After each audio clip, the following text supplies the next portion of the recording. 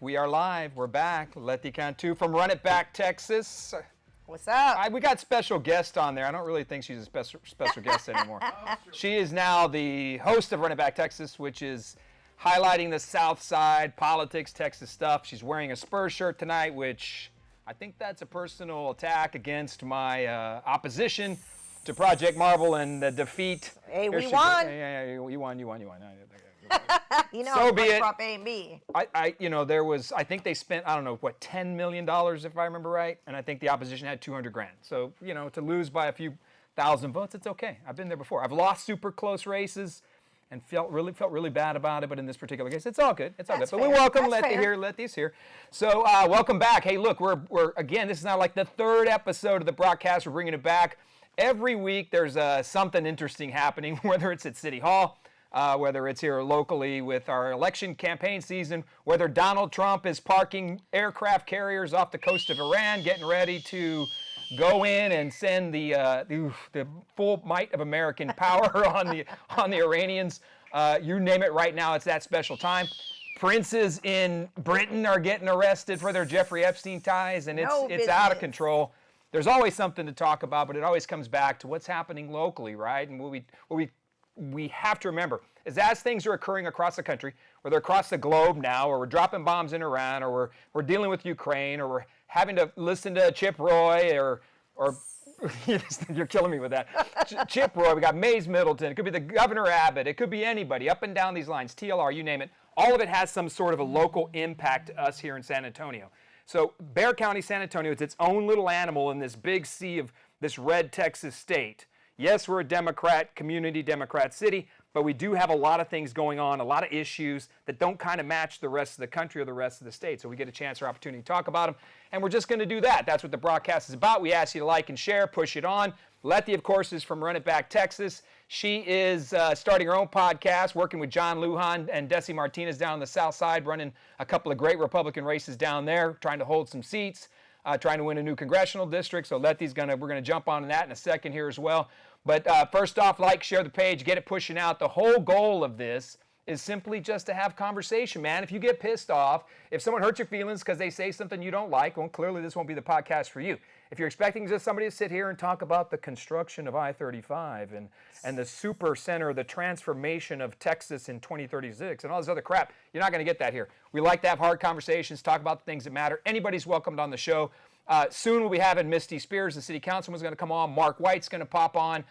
We have opportunities and people to talk to. We just have to get rolling and move on it. But before we jump into any of that, I want to say a couple of things that are important to me before I let Letty get in and start turning this into a real political discussion. Can you put up the picture that says my team?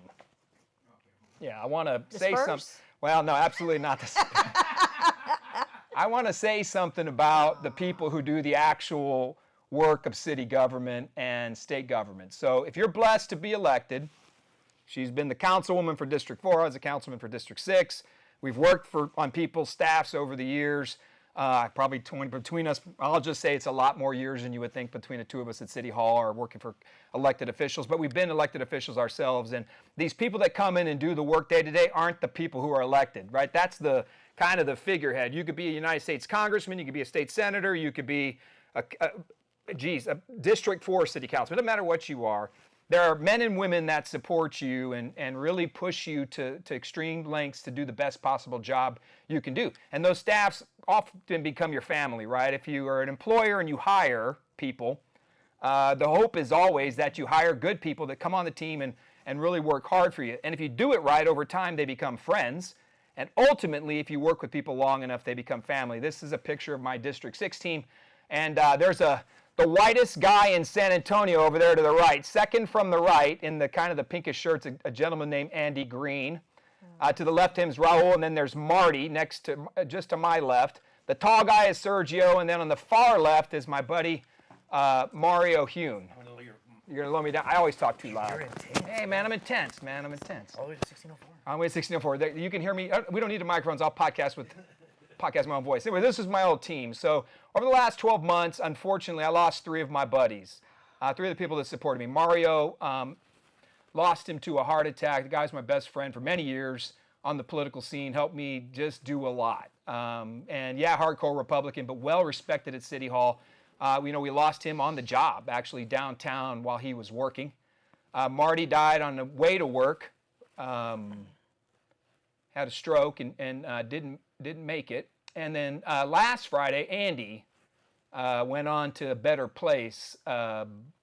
Probably served, I would think, oh my gosh, he'd been around there 15 years or so working in District 6. And Andy is probably one of the sharpest dudes and knew more about that community than anybody I ever worked with. And he was sharp though, man. You get in an argument with him, be prepared. Don't bring a knife to a gunfight with that guy. Like he was sharp and he cared a lot and he showed up. So the message I just want to leave is that people get into these jobs, we run for office, but there's all these men and women behind the scenes that do the work.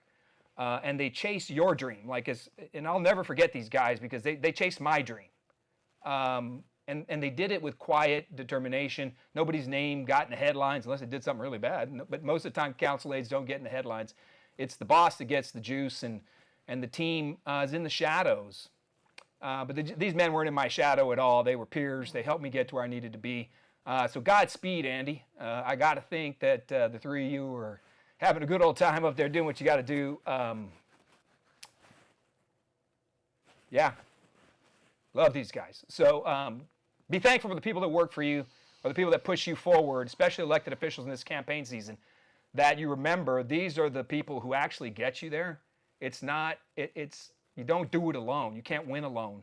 And it takes a family. So those are my guys. Knock it out. Thank you for every man and woman on a staff that works at City Hall, that works up in Austin, you name it. Republican or Democrat, doesn't matter. They're hard workers and they keep things afloat. So that's that. Now, Letty. Yes, sir. Run It Back, Texas. What's going on with your show? Come on, talk to me about what's happening with John Lujan and Desi Martinez. You're running a couple of campaigns down there, but you're launching a podcast simultaneously. You do a bunch of other stuff, but give us an update on where you're at, what's happening down south. No, I mean, it's great. Thanks for all your help, support, and mentorship as well. It's great. There's a lot of development in the South Side. As you know, it's not landlocked like most of Bexar County and San Antonio.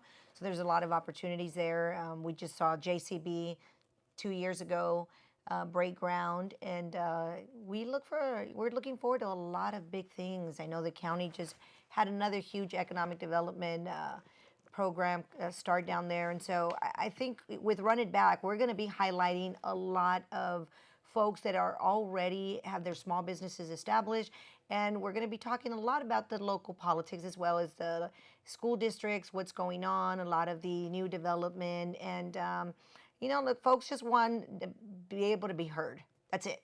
And you give folks a platform. You welcome everyone here, and that's what we're going to do. John is a guy that is entrenched in his community, and he's has a list of everybody he wants to invite already. We always joke that John Lujan, and John Lujan's not paying for any of this. This is legit what we feel about the guy. Take it what you want to take it for. John Lujan he's an anointed person. Like the guy, he's just a good man, good husband, good father. Just does a lot of great things. But that campaign down there, who's he got down there? How's it going? Give us an update on it for those of you that are getting ready to go poll sites. Early vote started on Tuesday. So we're in it till the 27th. How's John doing down running in the 35th? Hey, John's doing great. I mean, the bulk of the vote's going to come from Bexar County. Guadalupe is, second in command. There's Wilson and there's Carnes. But look, all of 118 sits inside the 35th. It's one of the new congressional districts. And he's working hard. I mean, this guy's rooted. He's born and raised in the South Side. His entire career as a firefighter was in the South Side, and he's out there pounding the pavement every day, him and his entire family. Yeah, they do. Family effort, 100%. Yeah. But there's a lot of great talent. There's 11 candidates there. We've got some that just found an influx of dollars at the last minute. But it's a higher turnout than what we saw in 2024 and in 2022 and even 2020 if we go back. But we're still getting outvoted. But as you know, everything is local. Yeah. We have two of the top high-profile individuals in the Democratic side. But I mean, on our end, we're rocking. I mean, John's out there. He got the endorsement of the governor. He's extremely excited about that. Worked with him very closely. Did not get the Trump endorsement, but he's. I think that he's going to do really well. They're mathematically, it's going to go into a runoff. Yeah, mathematically. Put up image number 1 on the EV numbers. I want to scare some people here real quick because hey, we're going to do a podcast. You don't throw up some facts here. So image 1 should be EV numbers. Oh, there we go. Yeah, check this out. So this is to your point, right? I didn't check today's stats. I'm not sure they're much better. But if you look at these numbers, this is Democrat versus Republican in this current election day. So if you go to Bexar County Elections site, every day at about 6:30 or 7, you can see the vote totals. And they'll be posting this kind of information to tell you how Republican turnout versus Democrat turnout. Of course, we're the Democrats, and the Democrats are blue. And they're spanking it right now. The Democrats are coming out. They normally do this, so I don't want to raise too big of an election red flag right now, but these are kind of things we have to worry about, right? So Democrats, and look, I always joke with this. Leticia has been a Democrat. She's worked Democrat campaign. She's noticed she finally saw the light, came to the right side, and joined us, and now we've got her expertise and skill set and ground game working for candidates on the South side.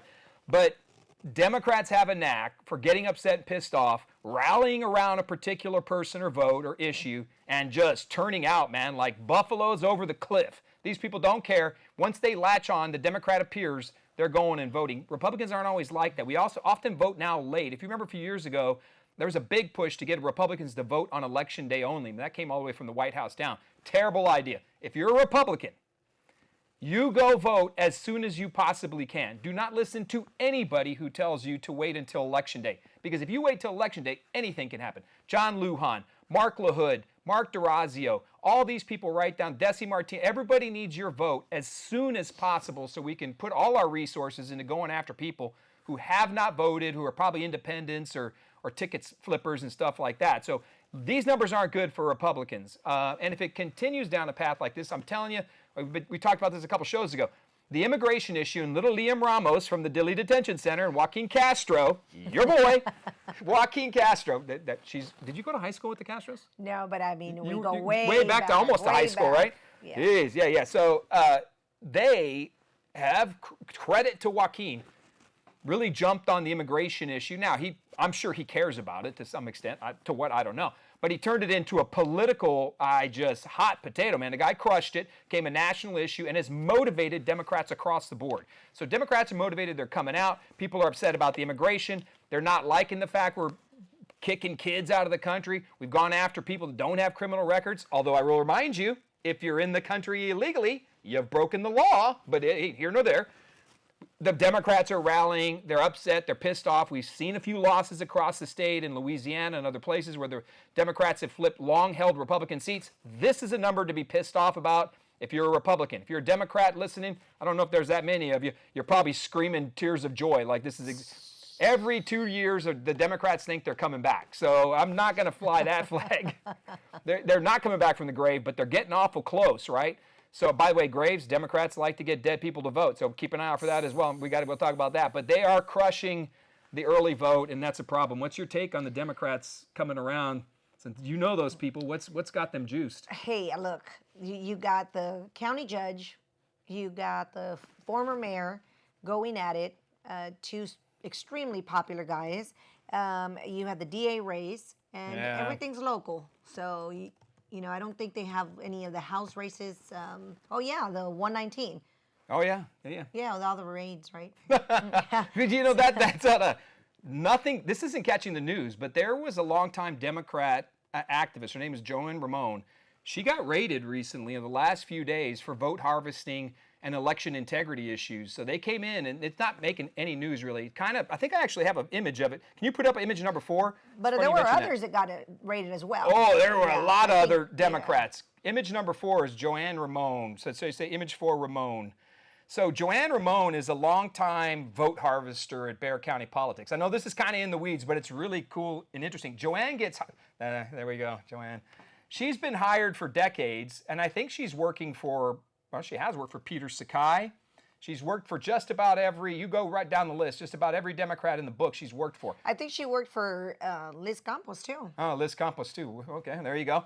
So her job, right, if you go back and Google this woman, Joanne Ramon, she goes out and harvests votes, which means they'll take like, I don't know, mail ballots and go out and fill them out and have people sign them, or they'll, maybe not actual people sign them themselves, but they'll go pull mail ballots. Joanne Ramon got in trouble for a South Side operation. She used to work in, what the hell was the name of that?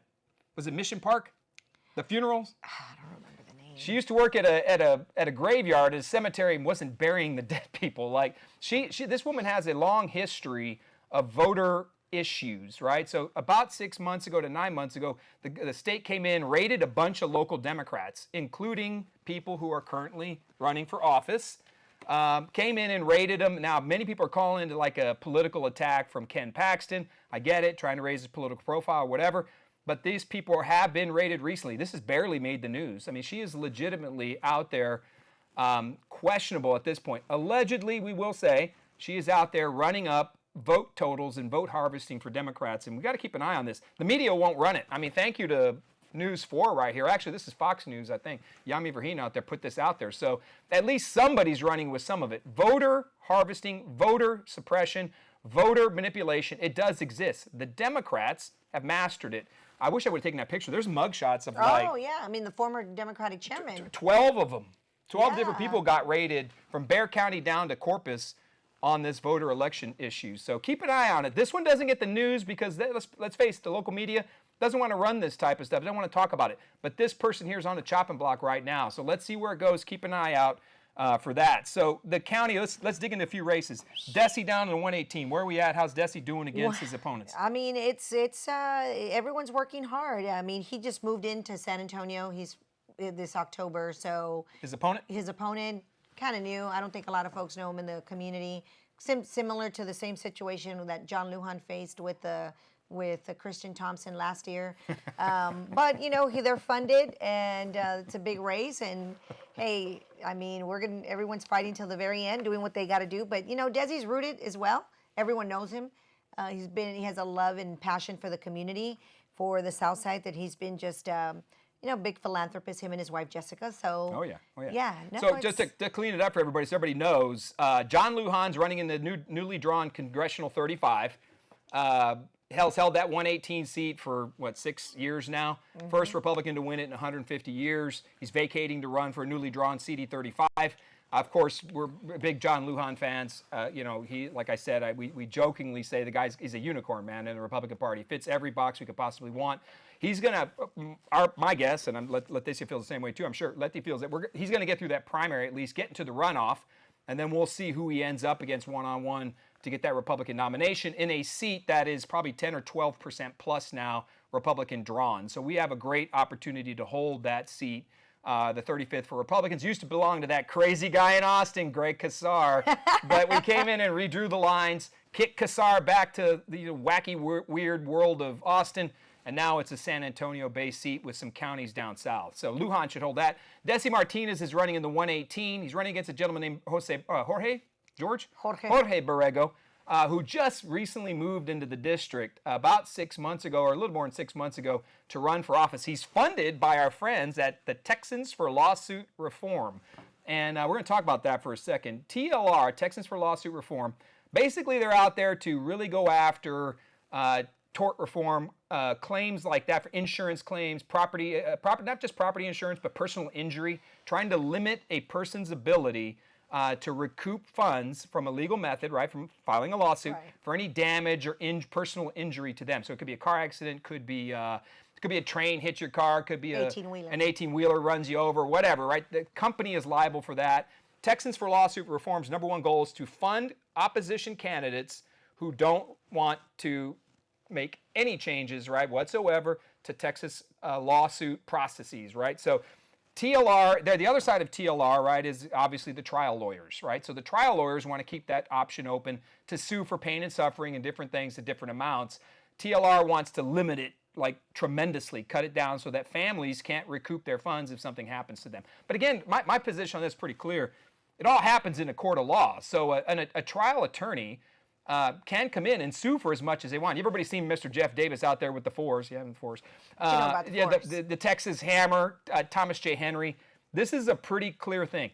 No matter what they do, they still have to win the case in a court of law, right? So if a jury of your peers determines that you deserve that funding or whatever it is for your pain and suffering, I always like to fall back on the judicial system and a jury of your peers. So TLR doesn't think like that. They are funding Willie Ning against Mark Durazio, David MacArthur against Mark LaHood, and this Jorge Borrego kid against Desi Martinez. Why are they funding these three people? They're funding them because they don't like the fact that these three gentlemen are running, and they stand and believe on what they do. They believe that the court system should work itself out. They're not opposed to cleaning up in some lawsuit reform, but they don't want to kneecap a person's ability to receive funds for their pain and suffering. So they find ways to work with trial lawyers and anti-trial lawyers. TLR doesn't like that. There's a picture up there. Can you put up image 2 TLR? This is how stupid it's gotten. These attacks are across the county. They're everywhere. They're just absolutely insane. But what is funny to me, if you look at this one, this is the TLR PAC page, right? So these are the videos they put out attacking the candidates I mentioned. It's basically any candidate they're opposed to. But if you look at them, they're all, and the Desi's at the top right there. Look at Desi. Why are liberal? Why are liberal? Why are liberal? Those are 4 different candidates with the happy Mark LaHood right there. Boy, he looks kind of pissed off in that picture. Mark, we better put a smile on that guy, right? But Mark is not always that upset. But Mark LaHood's at the bottom right there. Desi's at the top. And those are 2 other candidates. But if you notice something about what TLR is doing, they're taking the same video and they're running it against everybody, which basically says these elected officials are the devil. Like they're running millions against these people. So in Bexar County, that affects us quite a lot because they've picked fights with people who really had no business ever concerned or thought about running for office maybe, but they're picking fights against particular candidates. Mark Durazio picked up Willie Ning. Willie's a good guy. He's got a fantastic resume. Absolutely. Good man. But never wanted to run for a state representative seat, but he's being funded by TLR. David MacArthur, good guy. Met his wife. Nice lady. Running against Mark LaHood. Jorge Borrego moved into the community. You got to do your research and find out who really is one of us and who's running for the right reason. What's your take on Desi and TLR? Look, here's the thing with the 118. The 118 is a Democratic district. The only one that's won that district in over 150 years is John Lujan. Now, John Lujan didn't win that seat because he was a great Republican. John Lujan won that seat because he's rooted in the community, because he's born and raised in the area, because he shows up and people know him. He shops at the very same HEBs where he walks in and people know him and Frida Lujan. Yeah, they do. So they know him. And that's how he was able to beat Christian Thompson, who had to go change her name and run Esperanza, and they funded her with $3 million. John was able to beat her because he knew the folks around there in his community. Now, the Republican, well, not the Republican Party, but TLR thinks they can parachute somebody into the district and then potentially lose the seat to the Democrat. That's a great point. Why would you do that? I mean, do you care more about you being an insurance lobbyist and your one issue, or do you care about the party having somebody and ensuring that all the work that we've laid and the foundation that we've put together for John Lujan is now just going to be washed away because you were so greedy and all you cared about was your issue and you parachuted someone here that cannot win? You need to be able to get a crossover. Yeah, his neighbors don't even know him. Yeah. So Desi's running. Desi's running the 118 on the Democrat side. Let's give due credit where credit is due. On the we're not the View. Okay, we're not just going to talk about the people we love. Okay, and the party we love. On the Democrat side's Christian Carranza, formerly known as Christian Thompson. Right? She changed her name last election cycle. Hey, so be it. Trey Martinez Fisher has 15 different nicknames. It is what it is. So let's not be mad. You want to change your name for public support? I'm with you. I'm Greg Arocha Brockcast. That's my next campaign. When I ever run again, I'm going to make sure they get the hyphen in there. Arocha Brockcast. I don't want to sign that name. I don't want to actually write it out. But I'll just go by GAB, but whatever, it'll be what it'll be. Here's the fact, right? She is going to be well funded. She's not going to run some half-ass campaign. She's going to have a bunch of people supporting her. Now, what level it's going to be is last time we were campaigning for John Lujan against Carranza, I'm telling you, at that poll site, there were anybody who was a Democrat worth a name was there. Oh, God. Jose Menendez, Tracy Fisher. I think that's the name he was going by that day. Roland Gutierrez. Greg Casar. Mr. TikTok. Greg Casar. Beto O'Rourke. Wendy Davis. Yep. They all showed up. Gina Jones at the time Jones, wasn't elected. Unelected, right. She showed up to try to beat John Lujan. Lujan pulled that thing out. Javier Salazar was on every Don't get me commercial. started on Hollywood Javi. Don't get me sidetracked on Javier. Oh my God! Now I got to put we're gonna have to have a show just on Javier Salazar. In fact, hey Sheriff, you want to come on the show? There's a lot of questions I want to ask you, like specifically about why people keep dying in the jail. But that's for another show, right? Why do inmates keep dying? We got a good question to answer. It's a good Javier. question. It's a good question.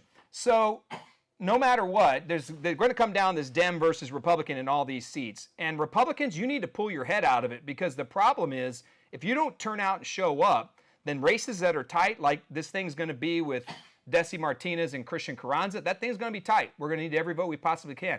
Mark LaHood, let's say he gets through, right? Or David MacArthur, whatever happens, but let's say Mark LaHood gets through as the incumbent. He's going to face a stiff challenge from some Democrat up in there. That's not a massive 10-point seat anymore. Mark DeRazio should be a little bit safer, so I do believe Mark DeRazio deserves re-election. Somebody asked me who I'm endorsing. Right now, I endorse Mark DeRazio, Mark LaHood, Desi Martinez, John Lujan. Right down, those are just the four right now we've discussed. But these people, these seats are getting tighter. Republicans need to be very careful to show up, okay? Don't stay home. If you can vote, vote now. Don't vote on election day. Please don't be a fool thinking, I'm going election day because Donald Trump told me 6 years ago to do this. Don't do it. Show up early and vote. So 118, we've talked about that one. 121 and 122, Mark and Mark. Hello, Mark with a K, Mark with a C. Mark with a Z and Mark with a K. So both those guys are going for it. Their incumbents been challenged by Willie Ning, and the other guy's David MacArthur. And then we've got CDs 21 and 35, right? Those are competitive races too. And CD 23, we'll talk about Tony here in a minute. But CD 21 is Mark Teixeira. I mean, what's your call on Teixeira? I mean, he just has way too much money, and there's a lot of great talent, though. I mean, those guys, any of them, I think would do well. But it just seems like he's just flooding the airwaves, flooding the mail, and just has a really good all-together campaign. So, yeah, I mean, Teixeira's rolling. So this is hard because I've seen Mark Teixeira a few times now. Very sharp, guy cares, he's a good family man, good Christian. There's all this stuff flying around about him, though. I mean, that he's this eco-warrior, this LGBT advisor, and he's done all this other crazy stuff. It's not true. I got to tell you, this cycle, I've seen more bullshit about people than I ever have before. I don't understand. More lying mailers from both sides of campaigns. Whether it's Willie or Mark or David or Teixeira or Weston or whoever it is, crap is flying like wild. But CD21 is very simple to explain right now. I'm going to tell you what's going to happen there and tell me if I'm wrong. Come on. Teixeira's running away with that thing. I would almost be willing to bet he may avoid a runoff. And that sounds kind of wild because there's a lot of people in that race, but nobody has money. So if there's a runoff, it will be Teixeira. Teixeira is a lock to take that seat down. I'm just telling you right now, Mark Teixeira will be the representative from CD21. He's worthy. I don't care if he just moved here or whatever you're thinking. He's building a house. I know that for a fact. In Dripping Springs in the district. Yes, he was from South Austin. He's a good man. We can't get pissed off about it. I mean, he's a good guy. He's making an argument. I don't care if you've only been a Republican for one day. The fact that you said, I'm a Republican, I'm with y'all. Welcome to the family. Welcome to the family. We're not pissed off at you. Join us. I'm not going to call you a rhino, and I'm not a rhino because I like a guy that was once a Democrat and may become a Republican.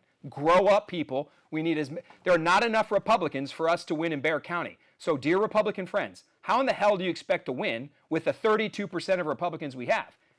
Get your head out of it. We got to bring more people into the party. Mark Teixeira is going to run away with that thing. Who's in the runoff with him? If there's a runoff, I'd wager to say it's probably Trey Traynor or Mike Wheeler. I mean, I think those are the top two guys. Kyle Sinclair dropped out. We don't have a local candidate, but even those gentlemen are running about $3 million short of where Mark Teixeira is. Teixeira will overwhelm that with the money, the resources, and he's a good human being. He's a good person. I saw somebody post the other day, he was in the Epstein files. It was absolute BS. Yeah. The guy it was a flyer that I guess Epstein was shooting around or something, hell, I don't know, that had a Mark Teixeira event. Shame on you for saying that guy was in the Epstein files. I mean, the guy was a rock star. He's a good dude. Celebrity. But I'm sorry, they're not going to. These people aren't going to win. They're not going to win. It's going to be tough. It's done. It's Mark Teixeira. Do the best you can. Now, I'm not saying all bets are off. If you can get him in a runoff, anything can happen one-on-one in a runoff. But you better have a few $1 million. Because if you can't get the word out against that guy, you're dead in the water, is what it is. CD35, we've already talked about Lujan. Lujan's in a tight one, too. I mean, Lujan versus Furman, Carlos de la Cruz, who makes it in with Lujan? I think it's a person with an accent on their last name and one without. That's what I think. Yeah, she's my peeps. I mean, I think, yeah, your peeps and one of my peeps. I say, of course, Lujan, and just putting, trying to be objective here. I mean, his name ID is really high. I personally think it's going to take them $1 million just to reach his name ID. Oh, yeah. John's got the massive name ID. And he's been, putting in the work. We have a brother of a current sitting congresswoman, but I think Lujan is gonna be in the runoff, and also with, I mean, it could be either Furman or, I mean, look, all of them are actually very passionate about their community. Yeah, I don't sense there's any really bad candidates in that race. It's just nobody has money to run. That's just it. I got a community note for people here. I mean this from the bottom of my heart. If you choose to run for public office, especially the United States Congress, my friend, if you cannot put $500,000 plus in the bank, do not run for the United States Congress. Do not do it. Pass go. Collect your $200. Go home. Don't waste your time, energy, and resources. Or anything for that matter. I mean, if you're going to run... You can't win. Get the numbers, check the budget, and if you can't meet them, don't do it. Think about it. Your time will come if you can help other candidates. People who parachute in out of nowhere and run, you're not going to get it done. Or if you're a perennial runner, right? Like, no matter what, you're always running. There's always a seat you're running for, and you can never put up more than $10,000 for every time you run. You cannot win like that. Help people get elected, build name recognition in the party, do what you can, build relationships, be able to raise some money and get there. You can't win a congressional seat on $20,000. Mike, I think Trey Traynor and Mike Wheeler have north of $250. So they're competitive at least with Teixeira, and they can get some word out. So that's why they could potentially push this into a runoff. But at the end of the day, if you're under $250,000 in that race, you don't even stand a chance. Same thing in the CD35, tough race. Real quick on Tony Gonzalez in the 23rd. Tony's working away. We know that there's been some heavy publicity on Tony. I want to know what y'all think about that too, because it's all over everywhere.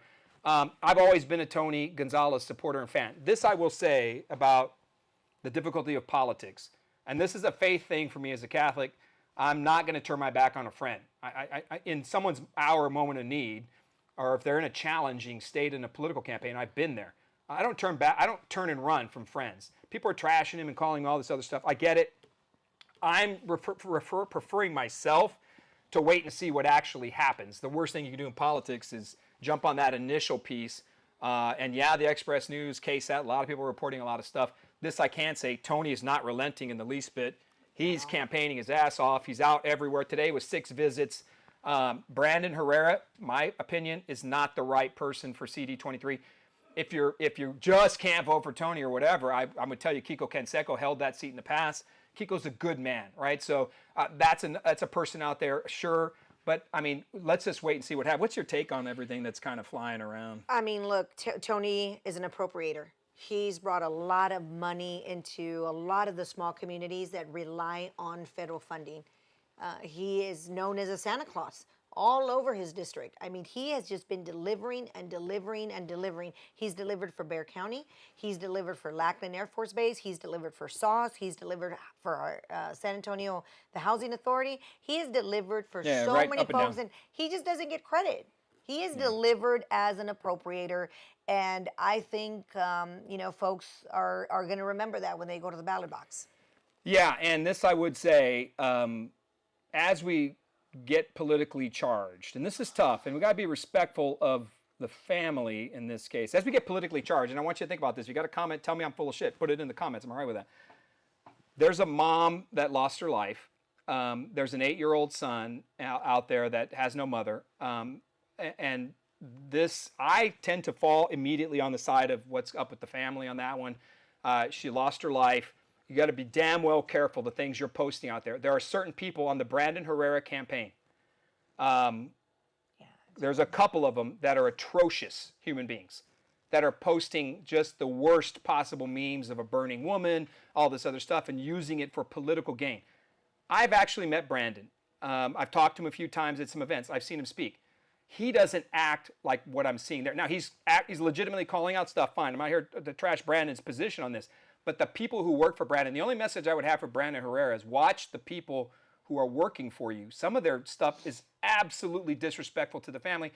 This is not about Tony Gonzalez. This is about have a little bit of common decency and don't be posting photos of burning people trying to say that vote for Brandon Herrera. If I'm Brandon Herrera, I can't think I want that. I want the facts. I want to go after the issue. I want to challenge the opponent. I do not want to hurt a family. So please be careful about it. We're not going to go much further into it. It's just something, it's worth the point to say there's still people out there hurting. And if you want to use that for political gain and votes, I'm not surprised. This is the world we live in. But pause a little bit. Let Brandon make the argument. Stop. You know exactly who you are. Stop posting cruel and unusually difficult and disgusting things to help get your guy elected. It's sick. It's wrong. And I hope you get a little bit better about it and let the court system take its place or whatever, court of public opinion, whatever. But grow up, man. All right, so don't forget, I got some sample ballots. I'm going to put a link here in the comments. I'm going to drop it right in there. So I just dropped the link in the comments if you're looking on the Brockcast page. Take a look at that. You click that link, you can go straight to Salo. Can you put up image number 3 on the county? You can go to that link I just clicked. You got to pull down the Republican ballot. You click it right there. It'll help you get to your individual sample ballot. You see where it says countywide sample ballots? You click it. You can pull down your ballot for your specific precinct and your address. That way you don't have to go in with this giant old ballot that if 6 or 7 pages and you're trying to pick everything. Individual sample ballot, you put your name or you put your street address in there. Your address will lead you to your individual Republican ballot. If for some reason you're a Democrat, this doesn't work for you. Don't worry about it. Voting has not started yet. Election day is March 18th. If you're a Democrat, I'm just giving you the best possible information. All right, so let's pop out of all this stuff and talk a little bit about city things. Because I said national politics meets local stuff. Can you put up image number 5 on Zohan? Zohan Mamdani, this guy's cracking me the hell up. So Mamdani up in New York. I don't know about you Democrats, man. I tell you what. Ain't no you. Hey, I'm just messing with you. Please tell Julian I said hello. So Mamdani takes New York hostage. So here's what this cat is doing up there. First of all, he wants to give everything for free. Free grocery stores, free buses, free rent. You name it, Mamdani's the guy. He wants you to have free everywhere he goes.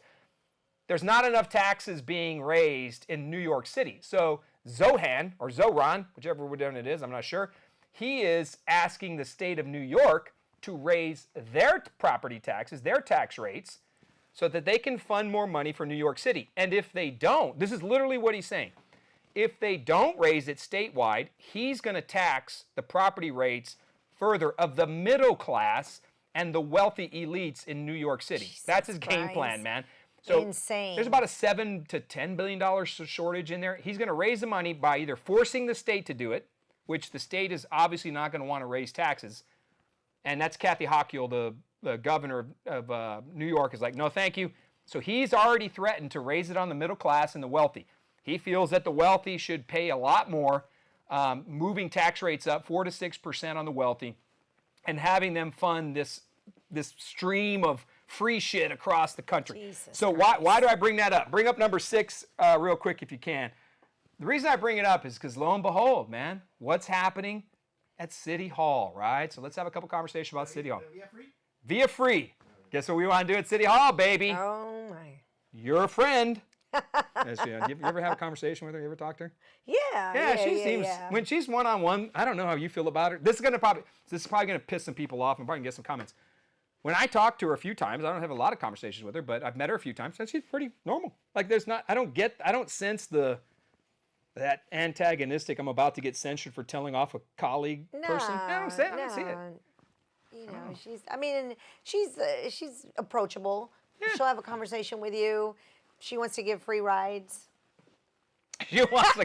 Oh my God. I mean, in all fairness, she represents Bandera, right? Oh, she does. Yeah. It's a really tough area. I used to live there. I raised my daughter there. And I mean, you can sit in that traffic for an hour and a half sometimes. But, I don't know. I mean, those are some pretty conservative folks up there. Yeah, I'm telling you right now, this free bus fare thing is real interesting. Put up the next image, Salo, the image number 7. Via, I'm just going to throw this out there, and I hope Mark White, Misty Spears, a couple other people really jump on this. Uh-oh. Via is a train wreck of monumental proportions. These people can spend money better than any Zohran Mandani in the history of the globe. They're just billions of dollars. So this little gem right here up at Via, it's that 281 park and ride.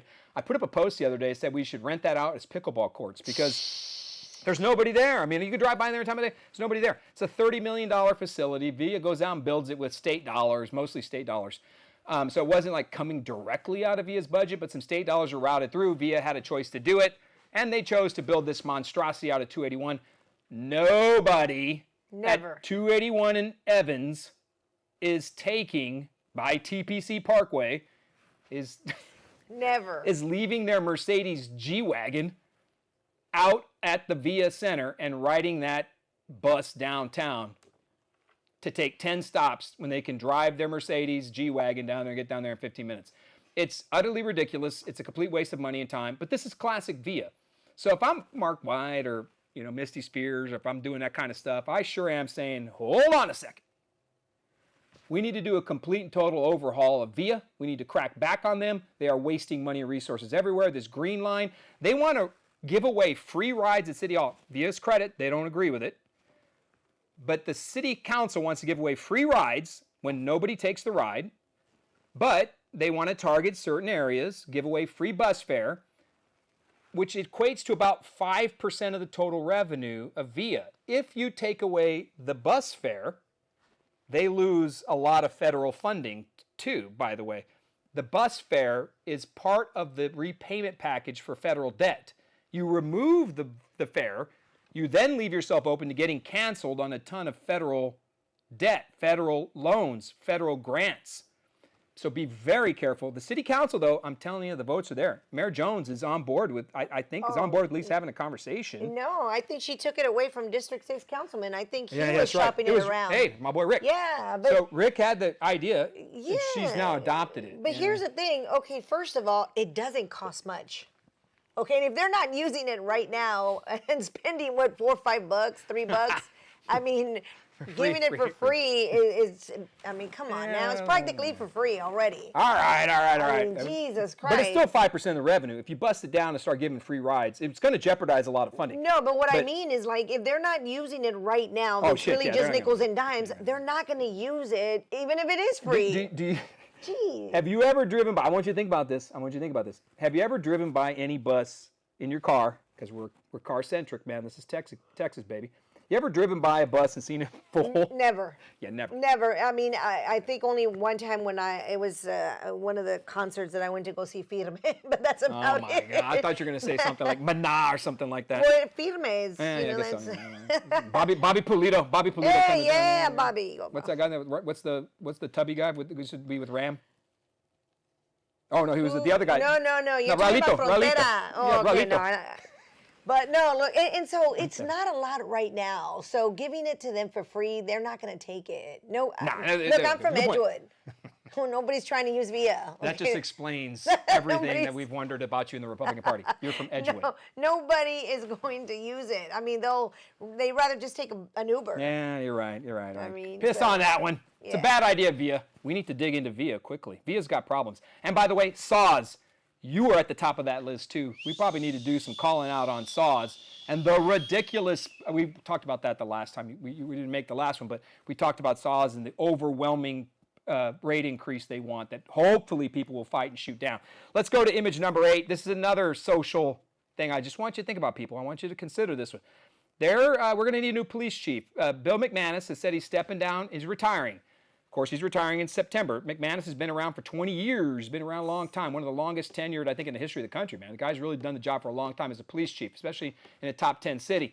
The word is already out, and the council members are putting out feedback. They want socially conscious police chief. They want a police chief who thinks about the community activist groups, who works with the the organizers and the Texas Organizing Project and all these other liberal, progressive groups from within. They want them to be a social, the San Antonio Police Department to be a social justice, social warrior team. That's a problem. An accent on the last name. It's a problem. I'm warning you right now. This is another issue that's going to rise up. Watch as the city council starts talking about who they want. They start turning it into some sort of DEI hire that it has to check certain boxes. And what ends up being the last thing they think about is public safety. This isn't about law and order now. Nobody said, I want to continue to drive down crime, eliminate as much crime as I possibly can, keep criminals off the street. That wasn't the word. What they're looking for is somebody who works well with the community and understands the activist groups and has monthly meetings with them and really considers the social justice aspect. Get the hell out of here, man. People want safe streets. So if there's one unifying thing I think that the council could seriously overstep on here real quick, aside from free shit for everybody, it's this one. And the police chief is going to be an interesting hire. It'll say a lot about who's down there. We clearly know White and Spears are going to be on the side of ensuring that there is that this is a law and order hire.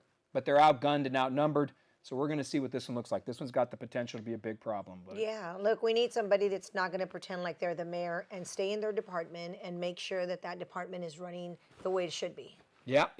Put up image number 9 there. So don't forget on Monday, folks. Yeah, this one right here, City Council scheduled for Monday discussion on whether to censure Mayor Jones or not. Oof, this one's a tough one. Put up number 11 real quick, too. For Marina Gavito, District 7 Councilwoman. She was out putting out a post the other day on this one talking about this. She says on the joint memo calling, she signed. All 5 women on the council signed it, by the way, which was a statement in itself. I think when Misty Spears did sign it, so a Republican did, but there were 4 Democrats really saying that she's overstepped her boundaries. Now, we could sit there and go back and forth. It was never censured, nor did it ever come up. There was never an ethics complaint, nothing like that. But I also got in a lot of heated arguments and got called a lot of names. I would never dream of censuring a colleague. But Councilman Carr felt very disturbed by the behavior and almost a verbal assault that she filed a complaint. So this will now be heard, and then this is Councilman Gavito's statement. The intent of this, it will cause a reset. Marina is, I think, wishful thinking on causing a reset. What's your take on Mayor Jones, how she's going to deal with this censure? Look, I don't know of any mayor that has ever been censured. I don't know of any mayor that anyone even thought of censuring a mayor. Even when they disagree. I mean, you've been on the council, and we know how that feels, where you can agree to disagree, but to take it this far, this woman's only had the gig for not even a year. Yeah, I think it's a tough one for me. Like, I've been called a lot of names on the council. Like, one time I got called a sexist racist. I thought that was a good one. Were you? I didn't know which one I really was. My sexist or my racist? So, my feelings were hurt, whatever. But I think you have to understand that the mayor has a particular style, and it's very military-oriented. It's very process-driven. But the mayor... No, I don't think so, because I know a lot of military folks out there, and they're not rude, and they're not disrespectful. Yeah, good and point. They're not self-centered. She's trying to run it like a military operation. Yeah, but I wouldn't want to be in the military working for her, though, but that would be a problem if that's... It's kind of hardcore. Well, but then, I mean, this is where you're going to run into problems. You're 1 out of 11 votes. You set the agenda and you appoint committees. Aside from that, you are 1 out of 11. And you've already seen that you have been rejected and rejected over and over and over on all these major issues, with the exception of one where she had to have the entire Latino community, lobbying every council member. Every council member to barely get that win. And you would think, look, this is, you got to be able to count to 6. You know that? Yeah, she can't get to 6. Tell us, how did Julian get it done? Because the guy wasn't he wasn't a pillar of masculine, he's not 6'6" walking in carrying a big stick, right? He did it a particular way. You got to give the guy credit, by the way. People get pissed at me when I say give Julian credit. I'm like, the dude won. Look, I don't think he had many votes that weren't 11-0. Right? All of them. Right. Pretty much. But, Julian was a student of policy. He did his homework. He also was very Oh. inclusive. He walked into every Did issue. his homework. He understood what was on the table. He understood the importance and how it was going to impact not just the business community but also the community. And he found that it needed to have a healthy balance. Yeah, he did. He was, and the 11-0 vote thing. You could tell a lot about a council. And I think some split votes are good. I think people. I'm not a big fan of 11-0 votes, but I think he was successful in a lot of what he did because of his ability to work with people. And you hit the nail on the head. He was as prepared as anybody when he walked in the door. That you cannot fight. The guy knew his business when he walked in. I remember that because I was on staff for a couple other council members during that time. And you had to be ready to go against him. If you weren't knowledgeable, you were going to get burned. And that is the way to go. And that's where Mayor Jones suffers, frankly. She's not prepared for where the power of the position really is. And it's in the personality and the ability to work through others and then to bring people to your side. If you can't even get the 4 Democrat women on your side and they're coming after the censure, you're in a lot of trouble. So we'll see what Marina's point is. I don't think it resets anything personally. I think Marina's wishful thinking on that one. I think what's going to happen, and she's probably hopes it does happen. But at the same breath, we're not even 1 year into a 4-year term. Yeah, no, And they're all Democrats. Awesome. Yeah, this is out of control. So let's see what happens on Monday. They censure her, they don't. If they have the courage to do it, I'd be impressed. I don't think it affects anything.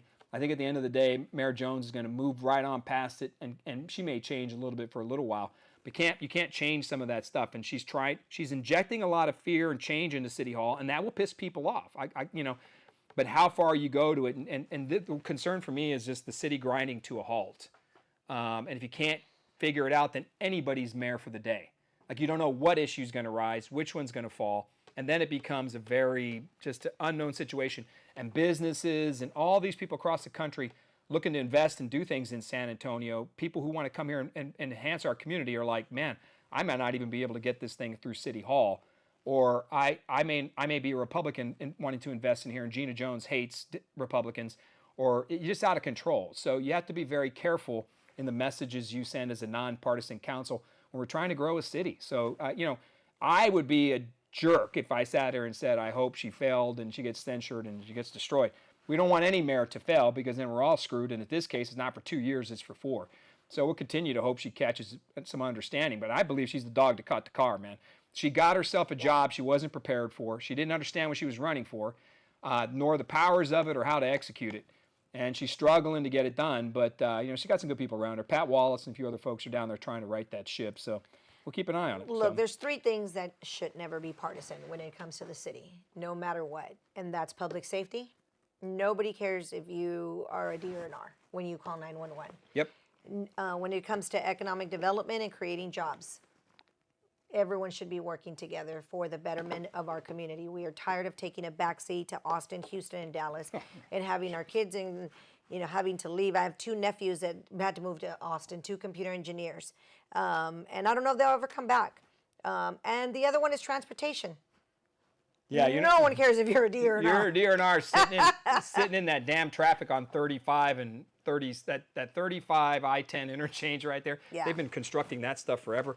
I-10, 1604, thing's a freaking mess. You're not sitting there wondering what's up with the Republican policy on allocating money for TxDOT when you're sitting in traffic for 45 minutes. So great point. We appreciate that. So that's it. You got any closing arguments before we go to these memes? I always put some memes up here at the end to get some laughs. Anything you want to say before we wrap it up? No, look, everything is local, and I think that we both have our first love is always going to be City Council and City Hall. I don't want to do anything else. But, it's our basic services, right? It's our everyday things, fire, police. Look, at the end of the day, nobody cares if you're a DNR, just fix the damn potholes, right? Yep, that's it. That's all we care about. But even if you're running a state rep campaign or a congressional campaign, the answer is still talk local. Always going to be. And so, for this mayor to not, after 6 months, see that you have to work with folks and not take that step back and say, look, what am I doing and what can I do differently? And I'll just bring up Julian. Julian didn't have to go into the room and be the smartest in the room. He didn't have to tell you that he went to Stanford and Harvard. You knew that he was prepared and he was ready to lead, and that seat was made for him because he went in there and he was very inclusive. because he really cared about the city. He did. It wasn't about your district. It Didn't wasn't like his about your issues, but- district. Yeah, couldn't stand his issues, but he was. But he the was there. basic services, He was. on the basic services, Yeah. I Same mean, thing those with are the Phil. things. I'm just gonna say my favorite, and people are gonna get pissed off at me on this. I think that on the pantheon of greatest mayors of all time, I'm gonna put Nelson Wolff at the top of that. I just think Nelson is probably the best we've had.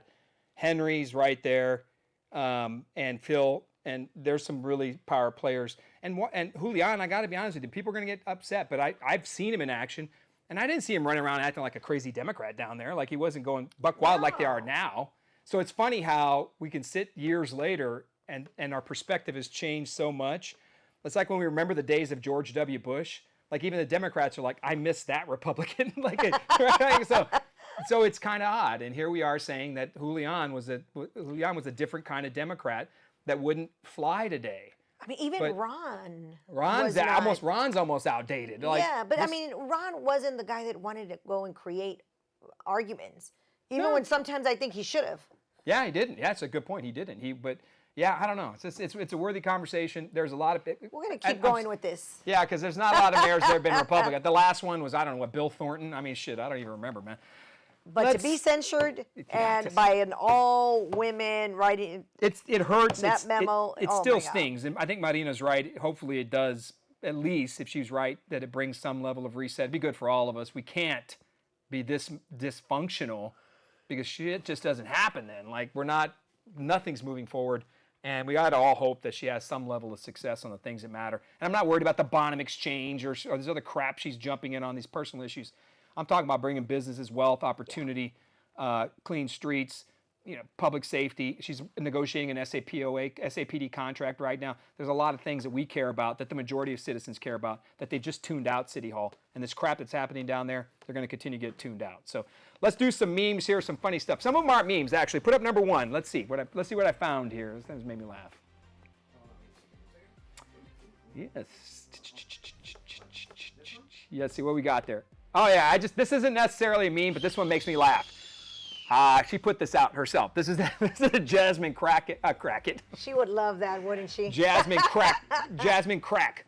Oh, I love this one right here. Silence of the Lamb. Now, okay, fine. I don't mean to poke fun at the transgender community, but I just think it's hilarious that this Buffalo Bill actor Ted Levine is now coming back out saying he was wrong for dressing like Buffalo Bill.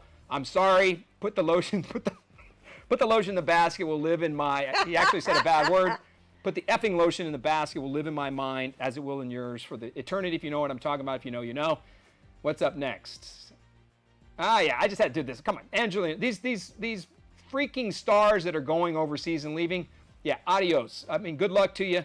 I hope you stay away. Ellen DeGeneres. I think actually Rosie O'Donnell actually came back. I think. They're all going to come back. They're all coming back, Come but your feelings are so hurt that you got to leave to France. I mean, it's just you got some real problem. Or Canada, even worse. By the way, shout out to the American women's hockey team today for beating Canada for the gold. Our future 51st state. Babysitting for Valentine's Day, $200 per kid, $350 they got silver teeth. Facts. No business. Facts. Will you marry me? No, I won't be able to vote. Double fact. Oh my gosh. I'm sorry, people. If you are married, you will still be able to vote. I don't understand this. This is a complete and total lie. Their Democrats are running around saying if married women, 120 million people won't be able to vote. Bullshit. Next. Reminder, the people who are against voter ID wanted you to show the vaccine papers. Man, that's true. I don't know if you remember that, but they were out there. Now they're out screaming up bloody murder. We're already showing an ID. Yeah, you got to show an ID for everything. Like I said, I bought Claritin the other day. I love this one. They arrested Prince Andrew. They got him today. This morning I woke up, saw His the own news. brother. Yeah, his own brother was like, Did him in. let it run its course. The court's got to work. I just wanted to remind everybody that Hakeem Jeffries hung out with Jeffrey Epstein, but nobody seems to care. And contribute. I love this one right here. This is people who are at-home workers. Don't lie to us. You are literally having a mannequin with the mask over yourself, pretending like you're working. Quit disparaging those of us that actually show up. Okay, this is legit. A picture of Prince Andrew today after they got him. They bailed. I don't know what they do in England, but they bailed him out of jail.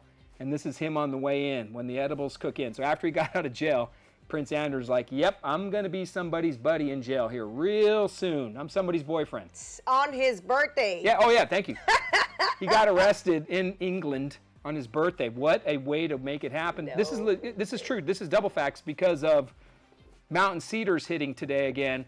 And that's actually true. It's always one side of your nose, and you can only roll over so many times, pushing it to the other side. What's left? Anything left?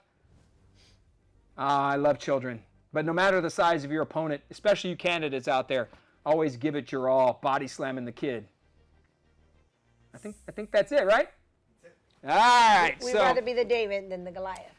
Yeah, I would rather. Absolutely. So thank you. Run It Back, Texas. When are you coming on again? Hey, Run It Back. whenever you want to have me. Okay, you're coming on whenever you get, but And then we're Friday. Friday, We're Run gonna It do Back, something tomorrow. Texas. Go search it in Facebook right now. Just at Run It Back, Texas. Bring it up. Follow the page. Share this and follow this. I'm going to tell you, as always is, if you want to come on the show, you have a conversation, you want to argue, you want to talk about everything from or what we're about to do to Iran, Venezuela, what's happening with Liam Ramos, what Joaquin Castro is doing, what's going on the South Side, what's happening in CD21, Sharia law, you name it, come on the show. We'll talk about it. Have a good old time. I just wanted to get things rolling back up again. Gina Jones, you name it, we're always here. We talk to everybody. Hey, may take it on the road to go see you too if you want to do it somewhere in a coffee shop and hang out. So thank you, like, share, push it all out there. As always, very appreciative of it. The best thing you could do is get informed, go out and vote. Early voting ends February 27th, election day is March 3rd. As always, the broadcast is done, finished, and we are officially out.